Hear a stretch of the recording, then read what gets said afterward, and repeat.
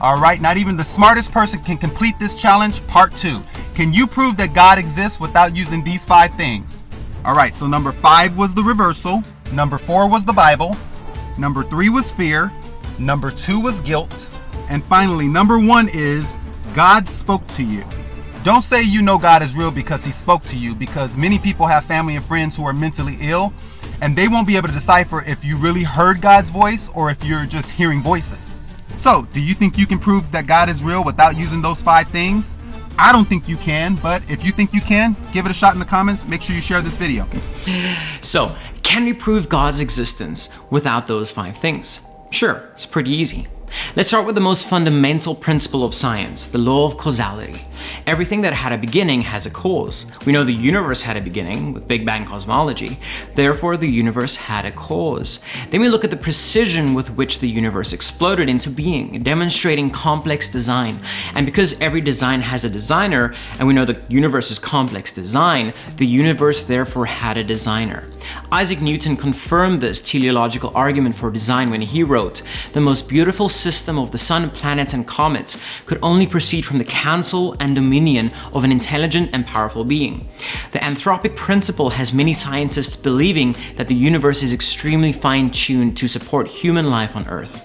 An example of this would be gravity, and the fact that if gravity were altered by this ridiculously small percentage, our sun would not exist, and therefore we would not exist. We then have the concept of morality, where subjective morality fails. Without God, there's no objective moral standard to measure things to that are good or bad. Now, I'm not saying you can't do good or bad without God, but you can hold a position on why something is good or bad purely based on your own opinion. To make sense of morality, one would need an outside objective moral standard. Well, then we ask, are miracles possible? Well, over 52% of doctors in the US confirmed in a study say that they witnessed a miracle which remained unexplained medically. The historical account of Jesus is the most documented of all in ancient history, confirmed by Roman and Jewish historians of the time, with up to 10 non-biblical writers confirming Christ's existence.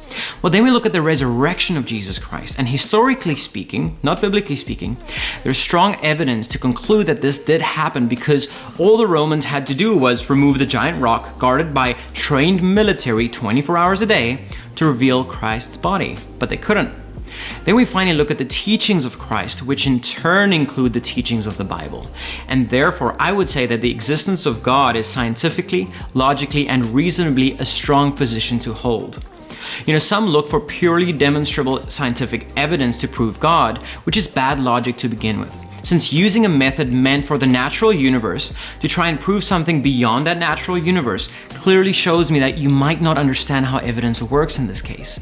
You need to apply philosophical and metaphysical concepts to come to a conclusion on what best explains why there is something rather than nothing.